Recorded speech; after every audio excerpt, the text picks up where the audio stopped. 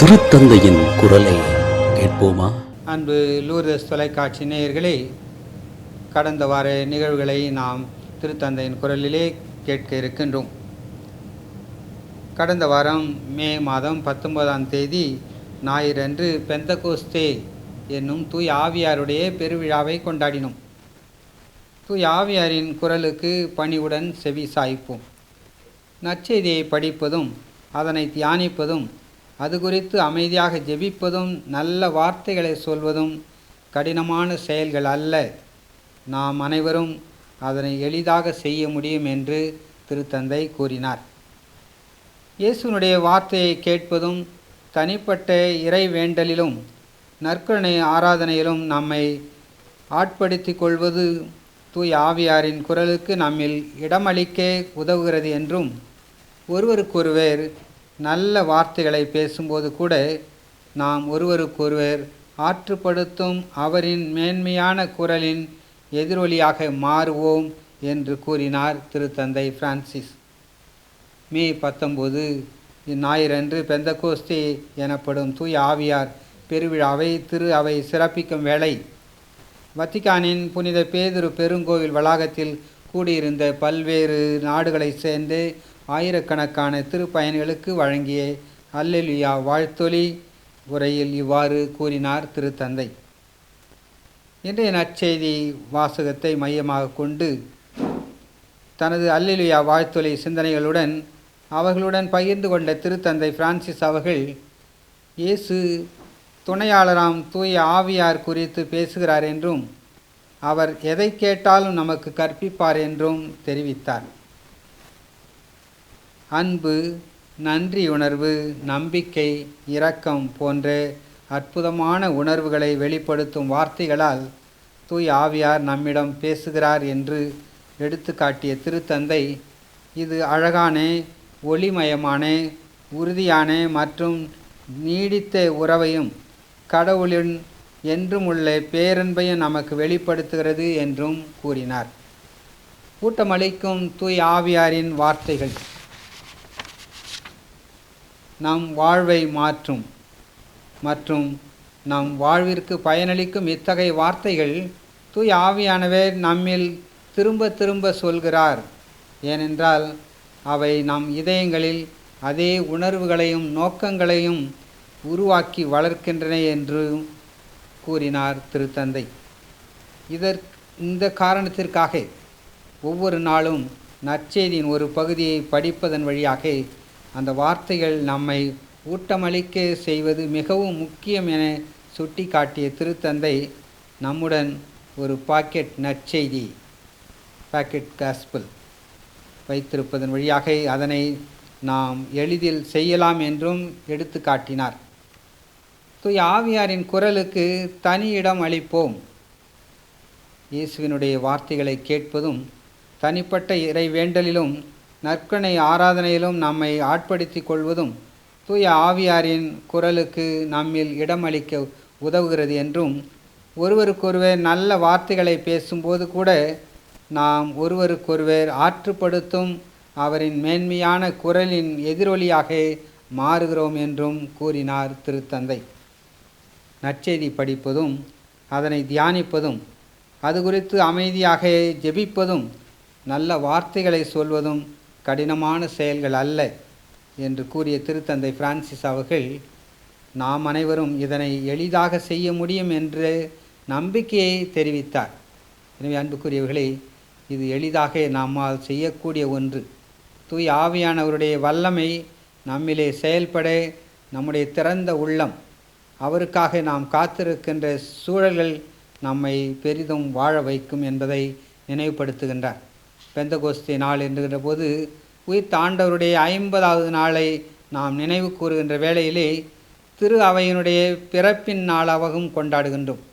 திருச்சபை பிறந்த நாளாக கொண்டாடி அன்றுதான் தூய் ஆவியானுடைய வல்லமை முழு வீழ்ச்சியோடு எல்லா மக்களுக்கும் பரவக்கூடிய வகையிலே தூய் ஆவியானவரை பெற்றுக்கொண்டே அப்போஸ்தலர்கள் செயல்பட்டார்கள். அதற்கு உறுதுணையாக அன்னை கன்னிமரியாள் இருந்தாள் என்பதையும் திருத்தந்தை நமக்கு குறிப்பிடுகின்றார். அன்னை மரியாவின் துணையோடு நாடுவோம். ஆகவே இந்த செயல்களுக்கு என் வாழ்வில் என்ன இடம் இருக்கிறது என்றும் தூய ஆவியானவருக்கு செவிசாய்க்கும் மற்றவர்களுக்கும் அவருடைய எதிரொலியாக மாறும் நற்பண்பை நான் எவ்வாறு என்னிலே வளர்த்து கொள்வது என்ற கேள்விகளை எழுப்பி சிந்திக்குமாறு அழைப்பு விடுத்த திருத்தந்தை பெந்தகோஸ்தே பெருவிழாவில் திருத்தூதர்களுடன் உடனிருந்த அன்னை மரியாவிடம் தூய ஆவியாரின் குரலுக்கு செவிசாய்க்க நமக்கு உதவிடுமாறு அருள வேண்டும் என்று அறிவுறுத்தினார். இத்தகைய வகையிலே அன்னையினுடைய இந்த ஒரு மாபெரும் ஒன்றிணைக்கின்ற அப்போஸ்தலரை வழிநடத்துகின்ற முதன்மையான பணியை தாயாம் திருச்சபை அன்னை வழியாக செய்ததனோடு அடையாளமாகத்தான் அடுத்த நாளே திங்கட்கிழமை அன்றே அன்னை கன்னிமரியாளுக்கு ஒரு விழா எடுக்கின்றோம். திரு அவையின் பாதுகாவலி, திரு அவையை வழிநடத்த தன் மகன் அருளப்பரிடம் ஒப்படைத்த பணியை இங்கே அன்னை கன்னிமரியாள் தூய ஆவியானவருடைய வருகைக்காக ஒரு துணையாளரை அனுப்புவேன் என்று கூறிய அந்த ஆவியானவர், அனதர் பாராக்லேட், தி அம்பாசிடர் என்ற வகையிலே இங்கே ஆண்டவருடைய கிருபையை பெற்றுத்தருகின்ற வாய்க்காலாக அன்னை கன்னிமரியாள் விளங்குகின்றாள் என்பதை உணர்த்துகின்ற வகையிலே அடுத்த நாளே திரு அவையின் பாதுகாவலியாக அன்னை கன்னிமரியாளுடைய விழாவையும் கொண்டாடி நாம் மகிழ திருத்தந்தை நமக்கு வலியுறுத்தியுள்ளார். இதைத் தொடர்ந்து தூய ஆவியாரால் நாம் உதவியும் வலிமையும் பெறுகிறோம். அமைதி, உடன் பிறந்த உறவு மற்றும் ஒன்றிப்பு நோக்கிய நமது பாதையில் நாம் தனியாக இல்லை. தூய ஆவியார் மற்றும் அவருடைய கொடைகளின் அருளால் நாம் ஒன்றித்து பயணித்து இந்த பாதையை மேலும் மேலும் உருவாக்க முடியும் என்றும் திருத்தந்தை கூறினார். தமது வாழ்வின் மிகவும் சவாலான நேரங்களிலும் அல்லது அன்றாட போராட்டங்களிலும் மத்தியிலும் கூட தூய ஆவியாரும் அவருடைய அருட்கொடைகளும் நாம் அவருக்குள் ஆட்பட்டிருக்க நமக்கு உதவுகின்றன என்று கூறினார் திருத்தந்தை பிரான்சிஸ். மே மாதம் 19ஆம் தேதி இந்நாயிறன்று வத்திக்கானில் புனித பேதுரு பெருங்கோவிலில் நிகழ்ந்த பெந்தகோஸ்து பெருவிழா திருப்பலியை தலைமையேற்று சிறப்பித்த வேளை தனது மறையுரையில் இவ்வாறு தெரிவித்த திருத்தந்தை, இவ்விழா தூய ஆவியார் திரு அவையில் நம்மிலும் நமது பணியிலும் வலிமை மற்றும் மென்மையின் பண்புகளுடன் செயல்படுவதை காட்டுகிறது என்று உரைத்தார். திருத்தூதர்கள் மீது இறங்கி வந்து அவர்களது இதயங்களை மாற்றம் பெற செய்து அவர்களுள் குழப்பமற்ற வலிமையை ஏற்படுத்திய தூய ஆவியார் இயேசுவை பற்றிய தங்கள் அனுபவத்தையும் அவர்களை தூண்டிய நம்பிக்கையையும் மற்றவர்களுக்கு கொடுக்க தூண்டினார் என்றும் தனது மறையுரையில் நினைவு கூர்ந்தார். இந்த பேராலயத்தின் மேலறையிலிருந்து திருத்தூதர்களைப் போலவே நாமும் அனைவரும் நற்செய்தி அறிவிக்க அனுப்பப்படுகிறோம் என்று எடுத்து காட்டிய திருத்தந்தை, ஆணவம், திணிப்புகள் அல்லது கணக்கு பார்த்து செயல்படுவதை விடுத்து தூய ஆவியார் நாம் இதயங்களில் நமக்கு கற்பிக்கும் உண்மையின் விசுவாசத்தால் பிறந்த ஆற்றலுடன் நாம் இந்த நற்செய்தி அறிவிப்பு பணியை செய்ய வேண்டும் என்றும் கேட்டுக்கொண்டார். மனத்தளர்வின்றி அமைதி குறித்து பேசுவோம். போரை விரும்புவோரிடத்தில் அமைதியை பற்றியும், பழிவாங்க விரும்புவோரிடத்தில் மன்னிப்பை பற்றியும், கதவுகளை அடைத்து தடைகளை ஏற்படுத்துபவர்களிடம் ஒன்றிப்பு பற்றியும், மரணத்தை தேர்ந்தெடுப்பவர்களிடத்தில் வாழ்க்கை பற்றியும், அவமானப்படுத்துவதற்கும் அவமதிப்பதற்கும் நிராகரிப்பதற்கும் விரும்புவோரிடத்தில் மரியாதை பற்றியும், உறவின் பிணைப்புகளை தூண்டி எழுப்புவர்களில் பிரமாணிக்கம் பற்றியும் நாம் மனம் தளராமல் பேசுவோம் என்று விசுவாசிகளிடம் பரிந்துரைத்தார் திருத்தந்தை. உதவியும் ஊக்கமும் அருளும் தூய ஆவியார். நாம் தூய ஆவியாரை நம்முள் அனுமதிக்கும் போது இந்த முயற்சியில் அவர் நம்மை ஊக்குவிக்கிறார், உதவுகிறார் மற்றும் ஆதரிக்கிறார் என்று உறுதியளித்த திருத்தந்தை இதனை நமது போராட்ட தருணங்கள் வளர்ச்சியின் சந்தர்ப்பங்களாக மாறும் என்றும், வலிமையானதும் அதிக சுதந்திரத்துடனும் மற்றவர்களை அன்பு கூறும் திறன் கொண்டதுமான ஆரோக்கியமான நெருக்கடிகளில் நம்மை சிறப்பாக வெளிப்படுத்த முடியும் என்றும் நம்பிக்கை தெரிவித்தார். இயேசுவும் 40 நாட்கள் பாலை நிலத்தில் சோதிக்கப்பட்ட போது மனித குலத்தை மீட்கும் அவரது மன்னிப்பு மனித இயல்பு வலிமை பெற்று மக்கள் பணிக்கு தன்னை தயார்படுத்தி கொள்ள தூய் ஆவியார் அவருடைய துணை நிற்கின்றார் என்றும் எடுத்து காட்டினார் திருத்தந்தை. அமைதி, உடன் பிறந்த உறவு மற்றும் ஒன்றிப்பு நோக்கிய தமது பாதையில் நாம் தனியாக இல்லை என்றும் தூய் ஆவியார் மற்றும் அவருடைய கொடைகளின் அருளால் நாம் ஒன்றித்து பயணித்து இந்த பாதையை மேலும் மேலும் உருவாக்க முடியும் என்றும் உறுதியளித்தார் திருத்தந்தை. இந்த உணர்வோடு நம்முடைய மனங்களையும் தெளிவுபடுத்தவும் நம் இதயங்களை அருளால் நிரப்பவும் நம்மை வழி நடத்தவும் உலகிற்கு அமைதி அளிக்கவும் நமக்கு அருகிலிருந்து நம்மை ஆறுதல் படுத்தும் தூய் ஆவியாரின் முன்னிலையில் நமது நம்பிக்கையை புதுப்பித்து கொள்வோம் என அழைப்பு விடுத்து தனது மறையுரையை நிறைவு செய்தார் திருத்தந்தை. அன்புக்குரியவர்களே, இதோ இந்த ஒரு சிறப்பு தருணத்திலே ஆண்டவர் அருள்மிக்க வாழ்வை நமக்கு கொடுக்கின்றார் என்ற நிலைப்பாட்டை நாம் உருவாக்க வேண்டும். அந்த வகையில்தான் உலக அமைதிக்காக இறைவேண்டல் செய்வோம் என்ற ஒரு மைய கருத்தை மே மாதம் 18ஆம் தேதி சனிக்கிழமை அன்று வெளிப்படுத்தினார். போர்களை முடிவுக்கு கொண்டு வரும் உரையாடலுக்கு ஆதரவாக முயற்சிகளை மேற்கொள்ளும் துணிவை பெற நாட்டு தலைவர்களுக்கு உதவ வேண்டுமென இறைவேண்டல் செய்தார் திருத்தந்தை. இத்தாலியின் வெரோனாவின் சிறை கைதிகளை தான் சந்தித்த போது அவர்களின் சிறை சுவர்களுக்கு பின்னால் இருக்கும் வாழ்க்கை, மனிதாபிமானம் மற்றும் நம்பிக்கையின் உயிர் சக்தியை மீண்டும் ஒரு முறை தனக்கு காட்டியதற்காகவும் நன்றியும் பாராட்டும் தெரிவிப்பதாக கூறினார் திருத்தந்தை பிரான்சிஸ். தூய் ஆவியார் எவ்வாறு வெவ்வேறு மற்றும் சில நேரங்களில் முரண்பாடான உண்மைகளிலிருந்து நல்லிணக்கத்தை உருவாக்குகிறார் என்பதை நாம் நினைவில் மீண்டும் கொண்டு மற்றொரு மூவொரு கடவுளின் அன்பு தமது இதயங்கள், குடும்பங்கள், சமூகங்கள் மற்றும் உலகம் முழுவதிலும் நல்லிணக்கத்தை உண்டாக்குமாறு இறைவேண்டல் செய்வோம் என அங்கிருந்த ஒவ்வொருவரிடமும் கேட்டுக்கொண்டார் திருத்தந்தை. தூய் ஆவியார் பல்வேறு மரபுகளை கொண்ட கிறிஸ்துவர்களிடையே ஒற்றுமையும் உடன் பிறந்த உறவையும் வலுப்படுத்த வேண்டும் என்றும், குறிப்பாக போர்களை முடிவுக்கு கொண்டு வர உரையாடலுக்கு ஆதரவாக முயற்சிகளை மேற்கொள்ளும் துணிவை பெற நாட்டு தலைவர்களுக்கும் உதவ வேண்டும் என்றும் இறைவேண்டல் செய்தார் திருத்தந்தை. இன்று உலகில் நடக்கும் பல்வேறு போர்கள் குறித்து கவலை அடைந்த திருத்தந்தை குறிப்பாக உக்ரைன் மற்றும் 2 நாட்களுக்கு முன்பு தாக்குதலுக்கு உள்ளான கார்கிவ் நகரத்தை குறிப்பிட்டார். மேலும் புனித பூமி, பாலஸ்தீனம், இஸ்ராயல் மற்றும் போர்கள் நடைபெறும் பல இடங்களில் அமைதி நிலவ வேண்டும் என இறைவேண்டல் செய்ததுடன் உலக தலைவர்களையும் விசுவாசிகள் ஒவ்வொருவரையும் அமைதிக்கான கதவுகளையும் பாதைகளையும் திறக்க தூய் ஆவியானவர் வழிநடத்தட்டும் என்றும் வலியுறுத்தி கூறினார். வெரோனா மக்களுக்கு நன்றி.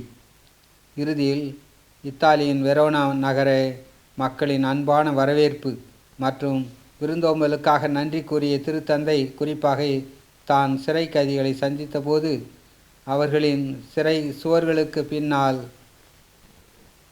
இருக்கும் வாழ்க்கை, மனிதாபிமானம் மற்றும் நம்பிக்கையின் உயிர் சக்தியை மீண்டும் ஒரு முறை தனக்கு காட்டியதற்காகவும் நன்றியும் பாராட்டும் தெரிவித்தார். ரோமை மற்றும் இத்தாலி மற்றும் உலகின் பல்வேறு பகுதியிலிருந்து வரும் திருப்பயணிகள் அனைவரையும் தான் வாழ்த்துவதாக கூறிய திருத்தந்தை சிறப்பாக கிழக்கு திமோர் மக்களுக்கு தனது அன்பான வாழ்த்துக்களை தெரிவித்துக் கொள்வதாகவும் அவர்களை விரைவில் தான் சந்திப்பதற்காகவும் தெரிவித்தார்.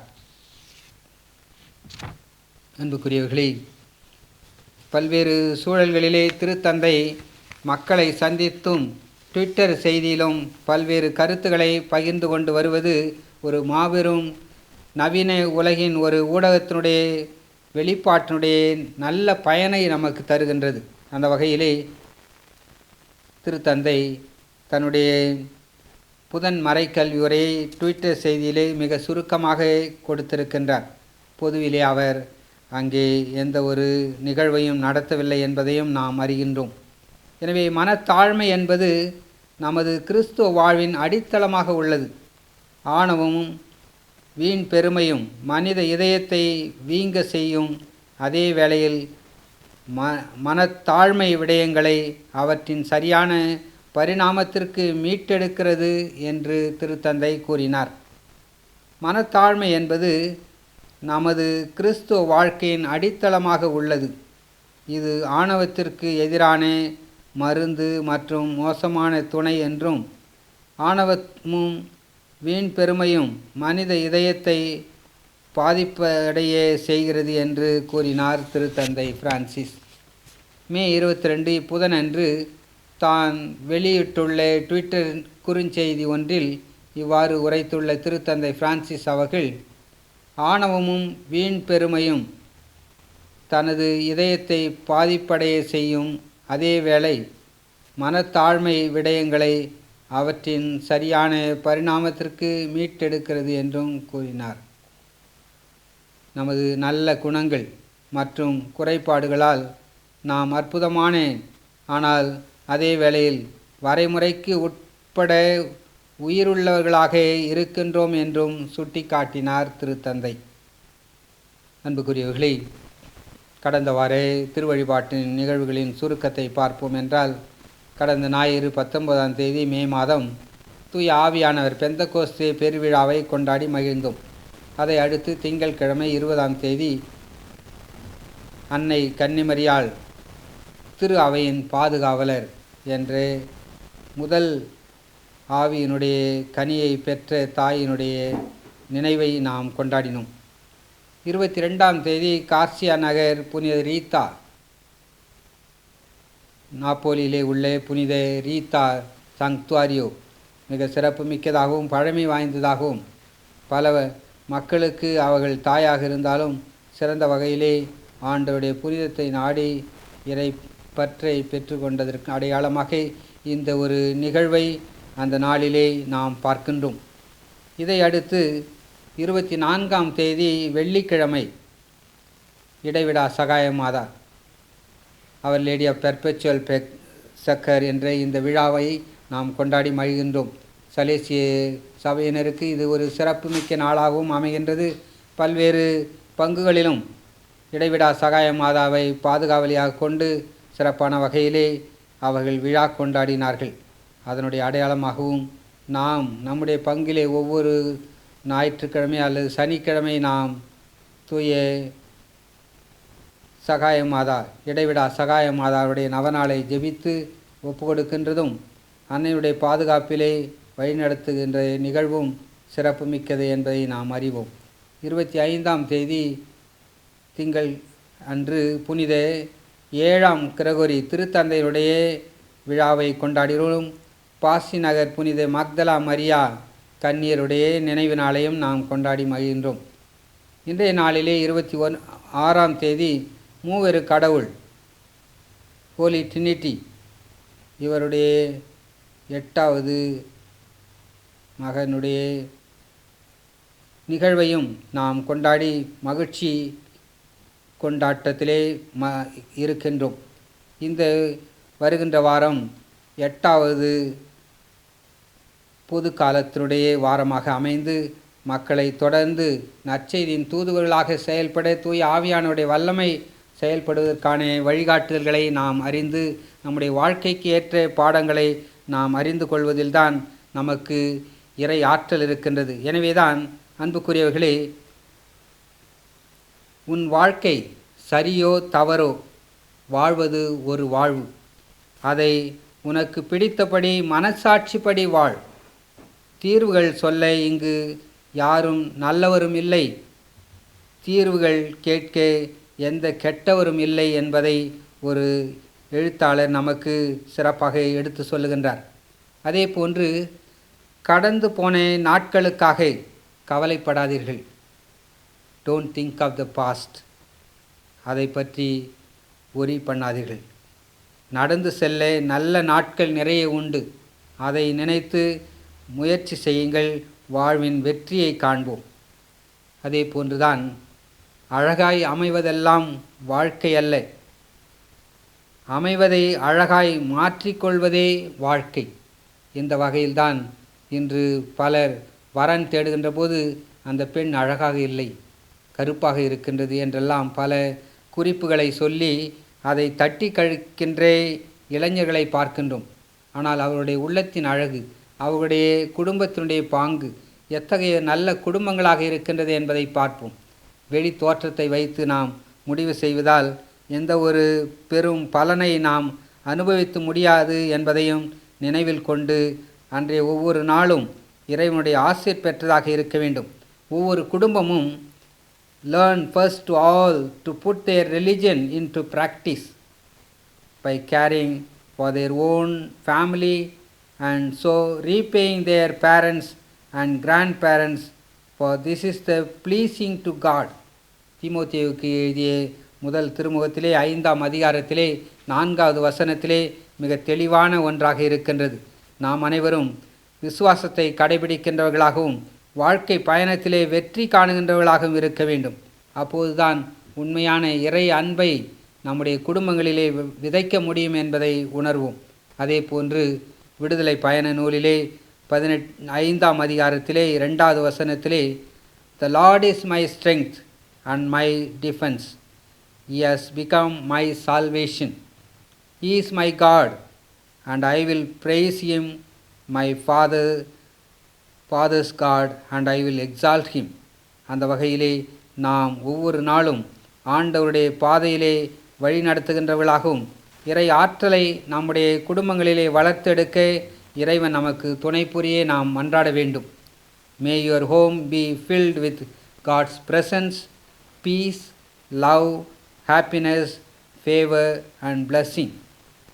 May God bless your day and may the Holy Trinity be on your family. The Father, Son and the Spirit, so also Father, Mother and the child are the Trinitarian formula who will be establishing the great family tie within yourself.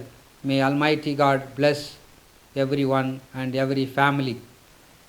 இறுதியாக திருத்தந்தையினுடைய ஆசிரை பெறுவோம். Vi benedica nel nome del Padre, del Figlio e dello Spirito Santo. Amen.